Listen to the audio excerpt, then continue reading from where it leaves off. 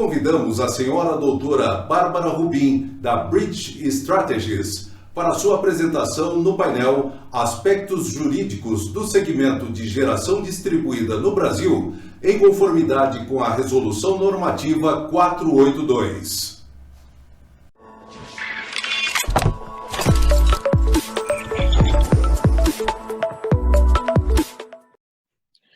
Boa tarde a todos. Queria agradecer a oportunidade de estar aqui com vocês nesse painel para a gente conversar um pouquinho mais sobre os aspectos jurídicos e regulatórios de negócios voltados para a geração distribuída, com um foco especial aqui na região norte do país. Bem, gente, eu preparei uma apresentação para a gente conversar um pouquinho mais sobre isso, então vou compartilhar ela aqui com vocês. E a ideia hoje exatamente é a gente tratar então dos modelos de negócio. Antes disso, vou só me apresentar rapidamente. Meu nome é Bárbara Rubim, eu sou advogada, especialista em regulação do setor elétrico, trabalho no setor tem mais de 8 anos, já passei aí por diversas esferas entre o setor privado, o setor público, o terceiro setor, e hoje eu sou CEO de uma empresa de consultoria que chama Bright Strategies, que foi fundada por mim, e o foco nosso na empresa é exatamente auxiliar investidores e empreendedores a desenvolverem os melhores modelos de negócio com energias renováveis. E aí, então, além disso, eu sou vice-presidente para a geração distribuída da AB Solar, Associação Brasileira de Energia Solar Fotovoltaica, e sou também diretora de energia no Departamento de Infraestrutura da Fiesp, Federação das Indústrias aqui do estado de São Paulo. Mas vamos ao que interessa. Gente, hoje a gente vai falar um pouquinho sobre modelos de negócio para geração distribuída. E antes de entrar especificamente no modelo de negócio em si, eu acho legal a gente conceituar, né, estabelecer onde exatamente que a gente está e lembrar que a gente tem dentro do setor elétrico 2 ambientes de contratação. Então, um ambiente de contratação que a gente chama de ambiente de contratação regulada, e ele tem esse nome por quê? Porque nesse ambiente a compra de energia elétrica, da energia que abastece as nossas casas, ela é regulada pelo governo, ela se dá por meio de leilões de energia, que são, então, organizados pela ANEEL, com auxílio da CCEE, por meio das diretrizes que são dadas pela EPE e do Ministério de Minas e Energia, e essa energia é adquirida pelas distribuidoras que assinam os contratos de compra e chega até a nossa casa. E aí, do outro lado, a gente tem um ambiente de contratação livre, o ACL. E ele tem esse nome, em oposição ao ACR, porque nesse ambiente os consumidores, eles têm liberdade para comprar a sua energia elétrica. Então, os contratos são bilaterais, é uma relação aí muito mais direta, digamos assim, entre as partes do que o que a gente tem no ACR. Mas quando a gente olha para a geração distribuída está posicionada dentro do ACR. Então, aqui eu já vou aproveitar para frisar um ponto que sempre surge de dúvida nas apresentações, a 482, que criou o sistema de compensação de energia elétrica, que é sobre o qual a gente vai falar, de forma preponderante nesse painel, ela só está disponível para os consumidores que estão no ambiente de contratação regulada. Os consumidores livres, eles podem gerar a sua própria energia, inclusive. A gente tem lá uma modalidade de consumidor livre que se chama autoprodutor, é o autoprodutor de energia elétrica, mas ele não faz um sistema de compensação de créditos. O sistema de compensação de créditos, como a gente conhece, criado pela 482, só existe para o ACR, beleza? E aí, então, quando a gente olha para o ACR, de forma um pouco mais aprofundada, dando uma lupa, digamos aí, nesse segmento, a gente tem 4 modelos de negócio que são praticados de forma mais ampla no nosso país, que são eles, o turnkey, que o pessoal chama também de chave na mão, que basicamente consiste, na compra e venda de sistemas, que podem ser fotovoltaicos ou de geração, de qualquer outra fonte renovável, aí como permitido pela 482, mas o importante é que aqui o sistema é entregue, instalado, funcionando para o consumidor. Uma outra modalidade, que é a de compra coletiva, em que a usina, a gente tem uma única usina que é vendida em cotas, então, ou seja, ela é vendida coletivamente para um grupo de consumidores. Esse modelo de negócio começou a ser praticado, por sinal, aqui na região norte. Então, importante aí a gente ficar atento, foi aqui que ele surgiu com um pouco mais de força. Nesses dois modelos primeiros, gente, a gente tem uma característica muito importante em que a gente transfere a propriedade do ativo para o consumidor final. Ou seja, né, o consumidor ele já é proprietário daquele bem, daquela usina que ele comprou, desde aí de que ele recebe esse ativo, desde quando ele efetua a sua compra. Nos dois modelos de baixo, essa característica já não está presente. Nesses modelos, a gente tem aí o que a gente chama de uma transferência somente da posse, mas não da propriedade. Ou seja, né, o consumidor, ele passa a usar aquele bem, a usufruir daquele bem, mas ele não é dono daquele bem, pelo menos não de imediato. Então, um desses modelos é o de locação, que está super famoso, né? Assim, tem sido muito procurado no Brasil. E o outro é o de leasing, né? E nesses dois modelos, em geral, a gente tem aí um terceiro, que pode ser a sua própria empresa, pode ser um terceiro investidor, que vão investir para a construção daquela usina, para adquirir aquele ativo. E aí, vão fazer aí, né, o aluguel, né, ou algum tipo de cessão onerosa para o consumidor que quer usar esse ativo no final do dia. Então, a gente tem esses 4 modelos de negócio, e aqui eu quero fazer uma ressalva, gente. Esses modelos de negócio não se confundem com as modalidades de compensação. Então, só para relembrar, nós temos 4 modalidades de compensação no Brasil hoje, né, criadas pelo Sistema de Compensação de Energia Elétrica.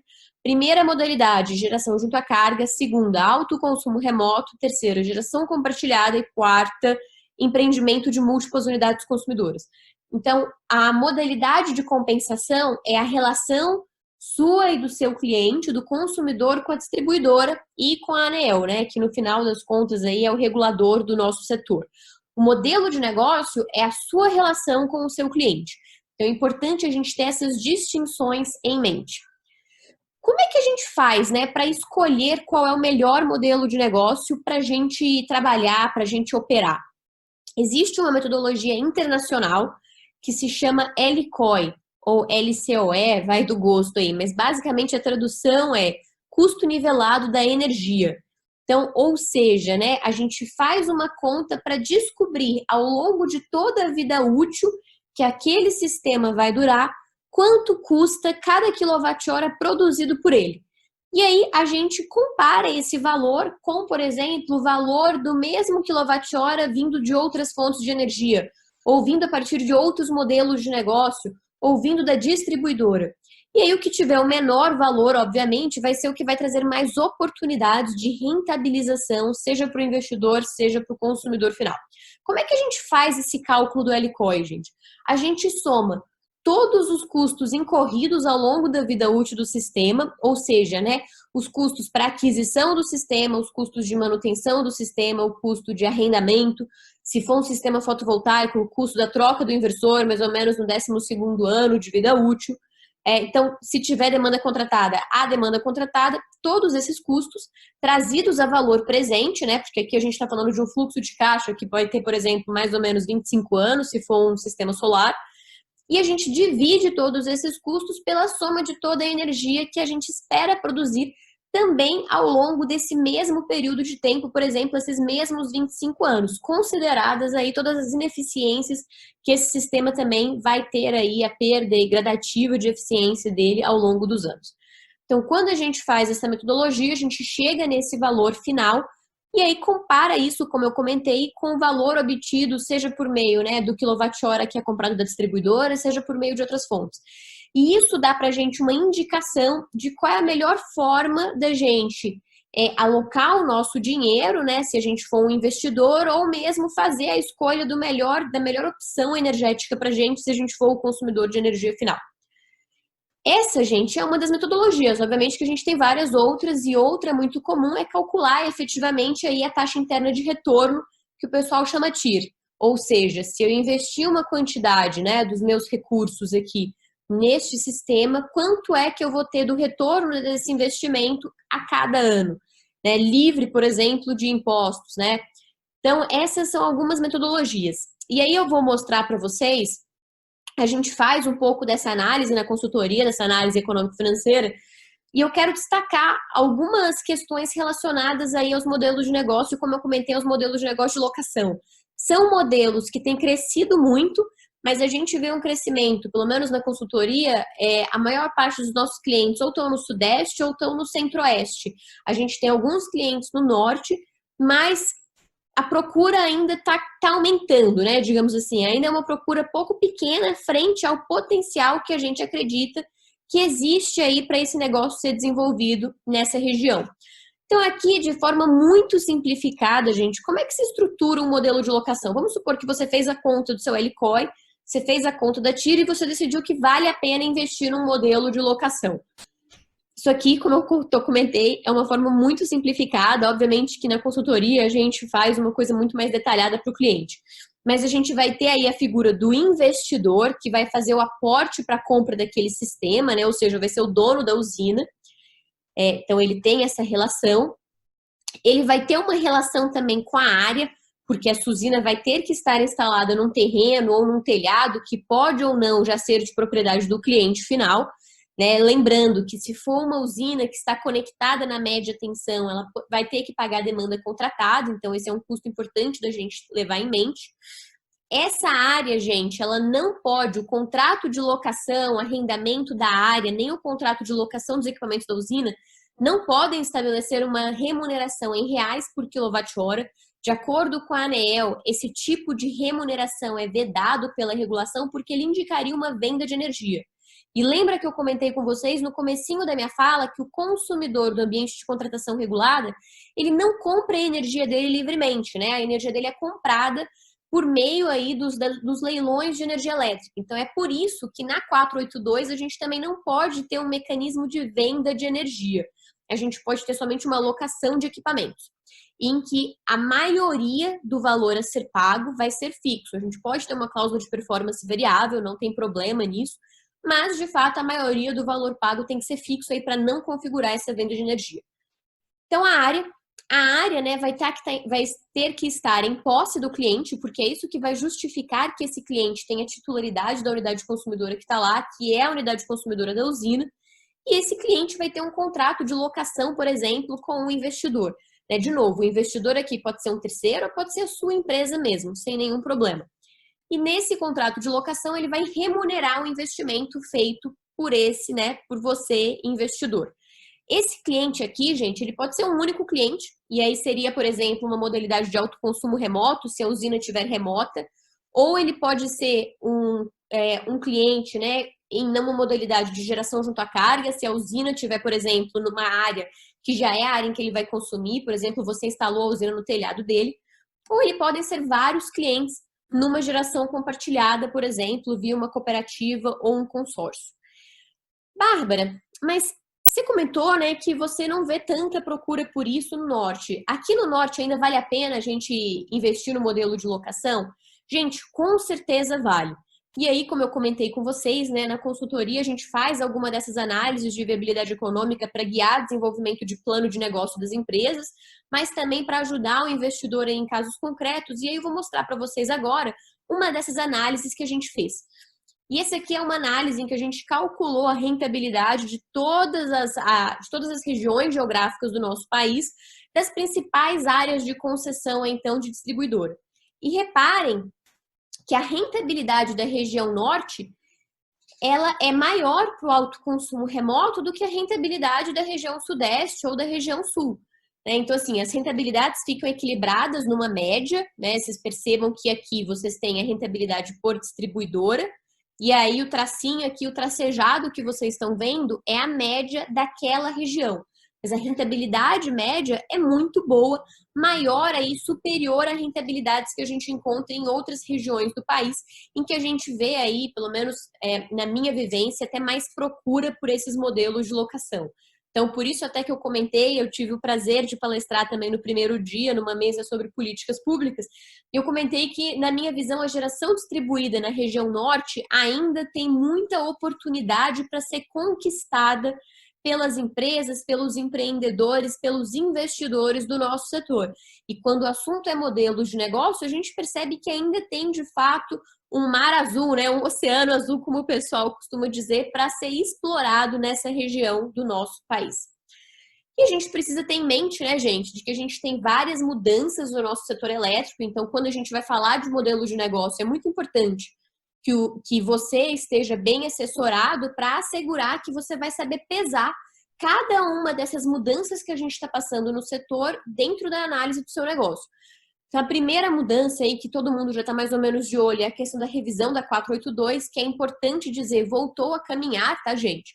Então, a gente teve uma mudança do relator, né? O relator era o Rodrigo Limpe, passou a ser o Efraim Cruz quando o Rodrigo foi para o Ministério de Minas e Energia como secretário de Energia Elétrica. E o Efraim agora, lentamente, começou aí a tocar de novo esse processo de revisão, ouvindo os setores, né, sobre o que poderia ser aí um futuro de uma norma que consiga chegar a um consenso, a uma maior, um encontro mesmo entre todos os envolvidos. Ele mesmo já anunciou que a expectativa dele é colocar isso para votar na ANEEL no primeiro semestre do ano que vem. E a gente tem, da mesma forma, né, esse tema também sendo discutido no Congresso Nacional por meio de vários projetos de lei, mas que ainda não foram votados. Uma discussão sobre a tarifação binômio, ou seja, a alteração da forma como o consumidor de baixa tensão é tarifado. Então, isso também está em discussão. A abertura de mercado, cada vez mais, gente, se a gente pensar que o mercado livre e o mercado cativo são duas bolinhas, né, assim, digamos, duas bolas, cada vez mais a bola do mercado cativo ela vai ficar menor e a bola do mercado livre vai ficar maior. Por quê? Porque os consumidores que hoje não têm a opção de ser livres, com o passar dos anos, vão ter essa opção. E a expectativa que a gente tem por meio de projetos de lei de modernização do setor elétrico que tramitam hoje no Congresso, em especial o PLS 232 e o PL 1917 de 2015, é que em mais ou menos 4 anos de agora, todos os consumidores já têm a opção de ser livres. Não significa que todos os consumidores vão migrar, né, gente? A liberdade é uma opção, né? Assim como na vida. Mas eles vão ter essa opção. Então, o Mercado Livre vai se tornar cada vez mais uma fronteira de negócio muito interessante para você também, que precisa ser levado em conta. E novas formas de precificação, né? A gente está caminhando para um setor que vai ficar mais complexo, sem dúvida alguma, mas também vai possibilitar ou vai estimular cada vez mais o surgimento de novos modelos de negócio, porque a gente vai ter estruturas de precificação horária, estruturas de precificação, né, por meio de atributos de cada fonte, ou seja, as fontes que trazem aí maior atributo, maior benefício para o meio ambiente, para a sociedade, vão ser remuneradas de uma forma melhor. E as fontes que trazem mais prejuízos para a sociedade vão ser menos, né, vão ser pior remuneradas. E também o que a gente chama de sinal locacional, ou seja, empreendimentos que estejam instalados em áreas em que a rede está sobrecarregada, em que aquela localização dele ajuda aquele ecossistema do setor elétrico, também vão ter aí benefícios, descontos, por exemplo, na tarifa fio. Então, tudo isso, gente, está sendo discutido nesse momento. Então, o que eu quero dizer? Não é para te colocar medo nem nada disso, porque eu vejo as pessoas conversando sobre todas essas tendências com muito medo de que isso vai acabar com os negócios. Mas eu não enxergo dessa forma. Eu vejo muita oportunidade na mesa para o empreendedor que se informar, que abraçar essas transformações e já começar hoje a tornar o negócio dele mais relevante ainda para o futuro que está chegando. E aí, termino aqui colocando, né, colocando a minha empresa também à disposição de vocês. Nós somos aí, então, como eu falei um pouquinho no começo, uma empresa de consultoria. A gente atua por meio de 3 frentes: a estruturação de projetos, a representação de empresas perante a ANEEL, perante distribuidoras, perante o Congresso, e também a capacitação por meio de uma ala de treinamentos, né? Orgulhosamente, já ajudamos a estruturação de mais de 120 megas em projetos de locação no Brasil. E deixo aqui agora meus contatos para vocês. Espero que vocês tenham, né, gostado da fala, espero que tenha ajudado a trazer um pouco aí mais, talvez, de provocação sobre o que está vindo no setor, sobre as possibilidades de negócio. E agora eu fico à disposição para o debate junto com os meus colegas de painel. Muito obrigada. Agradecemos à senhora doutora Bárbara Rubim, da Bridge Strategies, por sua apresentação.